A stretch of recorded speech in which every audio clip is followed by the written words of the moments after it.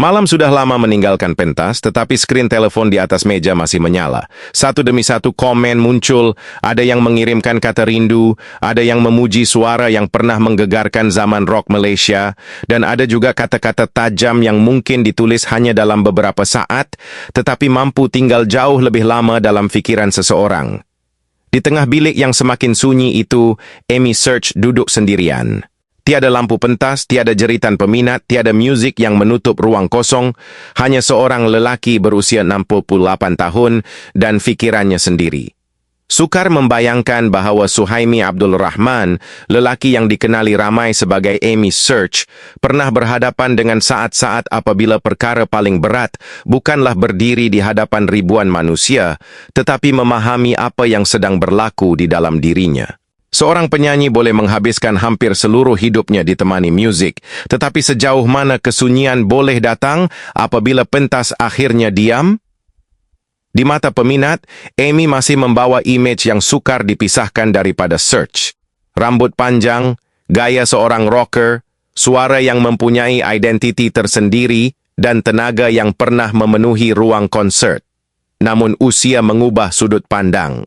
Apabila seseorang semakin tua, tubuh tidak lagi bergerak seperti dahulu, tenaga perlu dijaga, dan malam yang sunyi kadangkala terasa lebih panjang daripada waktu muda. Tetapi bagi Amy, ada satu sisi yang pernah beliau sendiri sentuh secara terbuka.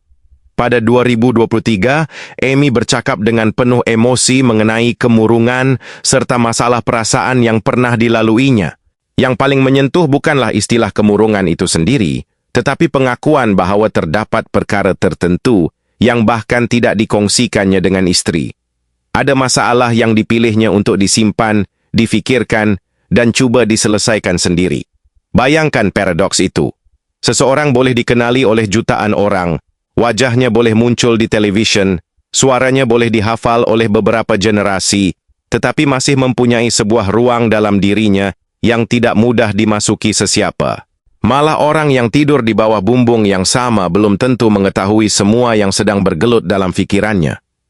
Amy juga pernah mengakui bahawa komen negatif di media sosial kadangkala membuatkan beliau sakit kepala dan terluka. Bagi orang luar, satu komen mungkin kelihatan remeh. Tutup telefon, abaikan sahaja. Tetapi manusia tidak mempunyai suis untuk mematikan perasaan. Lebih-lebih lagi apabila usia semakin bertambah dan seseorang telah membawa bersama puluhan tahun kenangan, tekanan, kehilangan, kejayaan serta kekecewaan yang tidak semuanya pernah diceritakan. Mungkin sebab itulah gambaran Amy sendirian selepas tepukan berhenti terasa lebih kuat daripada apa-apa adegan dramatik. Bukan kerana kita tahu semua yang difikirkannya, kita tidak tahu. Bukan juga kerana setiap malam beliau semestinya melalui kesunyian seperti itu. Tetapi kerana pengakuannya sendiri membuka satu pertanyaan yang jauh lebih manusiawi. Mengapa seseorang yang mempunyai keluarga di sisi masih memilih untuk menyimpan sebahagian daripada beban hatinya seorang diri? Dan apabila telefon di atas meja kembali menyala dengan satu lagi komen baharu, persoalan itu masih belum mempunyai jawapan. Ada luka yang tidak meninggalkan parut pada wajah, tidak memerlukan balutan dan tidak dapat dilihat oleh orang yang berdiri beberapa meter di hadapan kita. Bagi Amy Search, sisi inilah yang menjadikan perjalanan pada usia 68 tahun terasa berbeza daripada sekadar kisah seorang penyanyi yang semakin berumur. Amy pernah menceritakan bahawa komen negatif di media sosial kadangkala membuatkan beliau sakit kepala dan terasa terluka. Kedengarannya sederhana, hanya beberapa perkataan pada skrin. Orang yang menulis mungkin mengambil masa 5 atau 10 saat sebelum menekan butang hantar, kemudian meneruskan kehidupan seperti biasa. Tetapi bagi orang yang membacanya, ayat yang sama mungkin kembali bermain dalam fikiran ketika bilik sudah sunyi. Dahulu, jarak antara Amy dengan penontonnya ialah sebuah pentas. Di hadapannya ada lautan manusia yang mengangkat tangan, menyanyi bersama, dan memanggil namanya. Bunyi gitar yang kuat, cahaya lampu, dan tepukan penonton menjadi bahasa yang menghubungkan seorang rocker dengan ribuan orang yang mungkin tidak pernah dikenalinya secara pribadi. Bertahun-tahun kemudian, jarak itu mengecil menjadi sebuah skrin di tapak tangan. Nama Amy masih disebut, tetapi sekarang pujian, kritikan dan kata-kata kasar boleh sampai terus kepadanya tanpa perlu menunggu sebuah konsert bermula. Inilah perubahan yang jarang kelihatan dalam gambar seorang selebriti. Pada usia 68 tahun, kita tidak perlu mereka-reka penyakit yang tidak pernah disahkan untuk memahami bahawa kehidupan Amy sudah jauh berbeza daripada ketika beliau berusia 20-an. Tubuh manusia berubah, tenaga berubah, rentak kehidupan juga berubah. Seseorang yang selama berdekad-dekad bergerak dari latihan ke persembahan, dari pentas ke pentas, akhirnya perlu mengenali sesuatu yang dahulu mungkin jarang ditemuinya. Ruang kosong selepas semua bunyi berhenti. Namun ada paradoks yang lebih dalam. Melalui lagu, Amy mampu menyampaikan kerinduan, kesakitan, cinta, dan kehilangan kepada satu lautan manusia. Ribuan orang boleh mendengar emosinya melalui sebuah mikrofon. Tetapi apabila menyentuh perkara tertentu dalam kehidupan pribadi, Amy sendiri pernah mengakui bahawa ada masalah yang tidak diceritakannya, bahkan kepada istrinya, sebaliknya cuba dihadapinya sendiri. Seolah-olah mikrofon yang mampu membawa suaranya sejauh ribuan meter tidak semestinya mampu membantu mengeluarkan beberapa ayat yang paling dekat dengan hati. Dan mungkin disitulah beban menjadi sukar diukur. Kita melihat wajah yang sama, mengenali suara yang sama, lalu mudah menganggap lelaki di sebalik nama besar itu sentiasa sekuat imej yang dibawanya. Sedangkan kemasyhuran tidak membuat seseorang kebal terhadap kata-kata. Usia juga tidak semestinya menjadikan hati lebih keras. Kadangkala ia membuat seseorang semakin sedar tentang perkara yang selama ini dipendam. Namun kemudian muncul satu tempoh yang membawa cerita Amy ke arah yang sama sekali berbeza. Masalahnya bukan lagi sekadar apa yang berlaku dalam fikirannya atau apa yang muncul pada skrin telepon. Tempat yang selama ini menjadi rumah keduanya tiba-tiba terasa asing.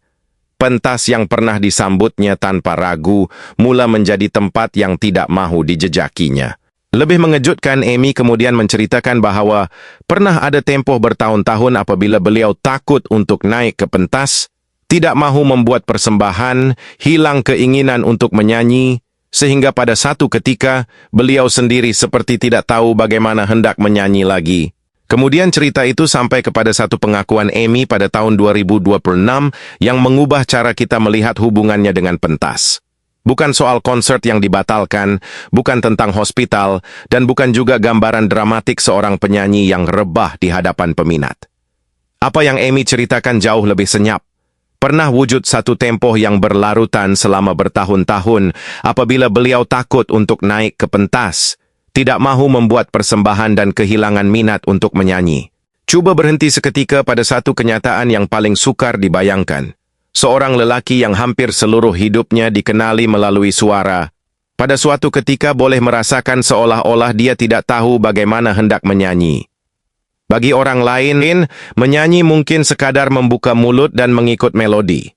Bagi Amy Search, ia sudah menjadi sebahagian daripada identitinya selama puluhan tahun.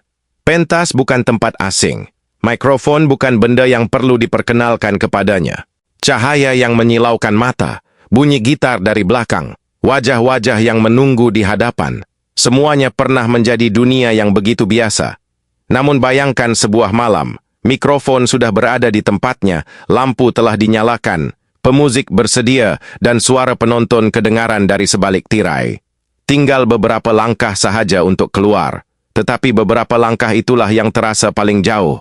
Bukan kerana Amy terlupa di mana pentas berada, tetapi kerana hubungan antara dirinya dan perkara yang selama ini paling dikenalinya seperti terputus buat sementara waktu. Dalam menceritakan pengalaman tersebut, Amy sendiri mengaitkannya dengan apa yang dipercayainya sebagai sihir. Beliau juga menceritakan bahawa dirinya mendapatkan bantuan daripada seorang ustaz atau pengamal rawatan berasaskan agama. Namun bahagian ini perlu difahami tepat seperti yang disampaikan. Sihir merupakan kepercayaan dan cara Amy sendiri mentafsir pengalaman yang dilaluinya. Ia bukan bukti saintifik dan bukan diagnosis perubatan yang mengesahkan bahawa sihir merupakan punca keadaan tersebut. Tidak ada alasan untuk mencipta siapa yang kononnya melakukan sesuatu kepadanya, membina watak musuh, atau mereka-reka cerita dendam yang tidak mempunyai bukti. Malah perkara yang lebih penting sebenarnya bukan mencari siapa, tetapi memahami apa yang berlaku kepada seorang manusia apabila sesuatu yang selama ini memberinya keyakinan tiba-tiba tidak lagi terasa sama. Amy pernah berdiri di hadapan lautan manusia dan membuat mereka menyanyi bersamanya. Kemudian datang satu fasa apabila untuk mendapatkan kembali keinginan menyanyi itu sendiri menjadi sebuah perjalanan. Disitulah usia, pengalaman dan beban emosi bertemu pada titik yang aneh. Seseorang tidak semestinya kehilangan suara untuk terasa jauh daripada musik. Kadangkala suara itu masih ada, lagu masih diingati, mikrofon masih menunggu, tetapi keinginan untuk melangkah ke arahnya seolah-olah menghilang. Dan apabila keadaan itu berlangsung bukan satu malam, tetapi bertahun-tahun, persoalannya bukan lagi, bolehkah Amy menyanyi malam ini? Persoalannya menjadi jauh lebih pribadi. Bagaimana seorang penyanyi mencari semula bahagian dirinya yang pernah terasa hilang? Mungkin perkara yang paling menakutkan bukanlah satu malam apabila seseorang tidak mampu menyanyi, tetapi bertahun-tahun memandang pentas di hadapan mata sambil tertanya-tanya mengapa tempat yang pernah terasa seperti rumah sendiri tiba-tiba menjadi begitu asing. Telepon itu akhirnya diletakkan di atas meja. Skrinnya menjadi gelap. Tiada lagi komen yang bergerak dari bawah ke atas, tiada nama orang asing yang muncul bersama pujian atau kata-kata yang menyakitkan. Di dalam bilik yang sama, mikrofon juga tidak berada di hadapan Amy. Yang tinggal hanyalah kesunyian biasa, jenis kesunyian yang mungkin tidak pernah direkam kamera karena tiada apa-apa yang kelihatan dramatik. Tetapi apabila perjalanan Amy Search dilihat semula dari titik ini, kita seakan-akan sedang melihat tiga wajah daripada seorang manusia yang sama. Ada Amy di atas pentas, rambut panjang, suara yang segera dikenali, tubuh yang bergerak mengikut musik, dan ribuan penonton yang mengetahui namanya sebelum beliau sempat memperkenalkan diri. Itulah Amy yang disimpan dalam ingatan beberapa generasi peminat Search. Kemudian ada Amy yang bercakap pada 2023 bukan melalui lirik lagu tetapi melalui pengakuan tentang pengalaman kemurungan dan masalah emosi. Di situ image seorang rocker yang kelihatan kuat tidak runtuh. Sebaliknya ia menjadi lebih manusiawi. Beliau mengakui bahwa terdapat perkara yang sukar dikongsikan, bahkan dengan orang yang dekat dengannya, lalu memilih untuk coba menghadapinya sendiri. Dan kemudian muncul satu lagi sisi melalui cerita yang dikongsikannya pada 2026, satu tempoh dalam kehidupannya apabila minat terhadap nyanyian pernah hilang, apabila pentas yang sepatutnya menjadi tempat paling biasa boleh menimbulkan rasa takut, dan apabila seorang penyanyi berpengalaman boleh sampai ke titik terasa seperti tidak tahu bagaimana hendak menyanyi. Tiga gambaran ini tidak perlu disambungkan dengan cerita tentang ICU, kanker, kegagalan jantung, stroke atau penyakit usia tua yang tidak pernah disahkan. Usia 68 tahun sudah membawa persoalannya sendiri. Bukan semata-mata berapa banyak penyakit yang dimiliki seseorang, tetapi bagaimana seorang manusia belajar hidup apabila rentak dunianya berubah. Selama puluhan tahun, Amy mengenali kehidupan melalui bunyi, gitar, drum, suara penonton, latihan, persembahan, dan tepukan yang datang selepas sebuah lagu berakhir. Tetapi setiap persembahan akhirnya mempunyai saat apabila lampu dipadamkan. Setiap sorakan akhirnya berhenti. Dan seseorang yang terlalu lama hidup di tengah bunyi juga perlu belajar mengenali dirinya dalam diam. Itu tidak menjadikan Amy seorang tokoh untuk dikasihani. Sebaliknya ia mengingatkan bahwa maruah seorang seniman tidak hilang hanya kerana dia mengakui pernah melalui saat rapuh. Kita juga tidak perlu mengatakan bahwa semua kemurungan, ketakutan, atau persoalan emosinya telah dikalahkan sepenuhnya, kerana perjalanan dalaman seseorang tidak boleh disimpulkan semudah sebuah lagu yang mempunyai nota terakhir. Malam semakin senyap, sebuah mikrofon terbaring tanpa suara. Sebuah bilik tidak mempunyai penonton. Di luar sana, lagu-lagu Search masih dimainkan, seperti yang telah berlaku selama beberapa dekad. Orang masih mengenali suara Amy, masih mengingati zaman ketika ribuan tangan terangkat di hadapan pentas. Tetapi pada usia 68 tahun, mungkin perjuangan Amy yang paling sukar untuk dilihat bukanlah perjuangan yang berlaku di hadapan ribuan manusia.